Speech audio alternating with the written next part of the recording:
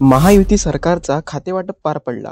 आता सर्वांच्या नजरा लागल्या आहेत ते म्हणजे पालकमंत्री पदाकडे.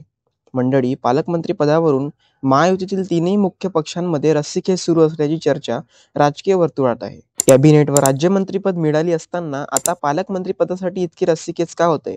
हे पद राजकीयदृष्ट्या इतकं महत्त्वाचं का मानलं जातं? ही संपूर्ण माहिती आपण या व्हिडिओमध्ये जाणून घेणार आहोत. नमस्कार, आपण बघत आहात पॉलिटिकल कट्टा.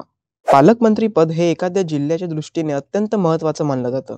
शासकीय आणि राजकीय अशा दोन्ही दृष्टीने या पदावरील व्यक्तीकडे येणारे अधिकार जिल्ह्याच्या राजकारणात महत्त्वाचे ठरतात. प्रत्येक जिल्ह्याला एक पालकमंत्री पद मिळतो. एक पालकमंत्री 2 जिल्हे सांभाळू शकतो.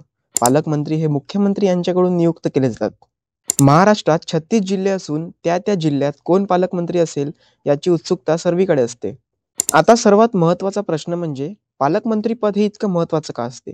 राज्य सरकारमधील मंत्री हेच पालकमंत्री पदाची धुरा सांभाळतात. पालकाप्रमाणे ते जिल्ह्याला काय हवे नको ते बघतात. मग त्या जिल्ह्यातील नैसर्गिक आपत्ती असो, कुठलीही योजना असो किंवा अगदी शासकीय समारंभ असोत, पालकमंत्री या सगळ्यांच्या केंद्रस्थानी असतो. त्या जिल्ह्याचा विकास होतोय की नाही याची जबाबदारी पालकमंत्र्यांवर असते. जिल्ह्याचं प्रशासन नीट आणि कार्यक्षमतेनं कार्यरत आहे ना, हे पालकमंत्री पाहत असतात.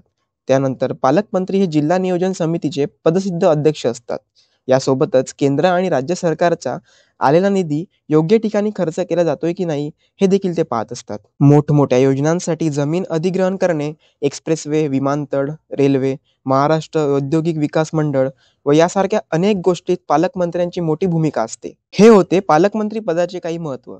राज्यात बहुतांश भागात पालकमंत्री पदासाठी एकापेक्षा जास्त दावेदार असल्याचे दिसून येत आहे. जर स्पेसिफिक जिल्ह्याचा विचार केला तर साताऱ्यात 4 मंत्री आहेत. भाजपचे शिवेंद्रराजे भोसले आणि जयकुमार गोरे, शिवसेनेचे शंभूराज देसाई व राष्ट्रवादीचे मकरंद पाटील. एकाच जिल्ह्यात 4 मंत्री असल्याने साहजिकच पालकमंत्री पदासाठी फाईट ही मजबूत आहे.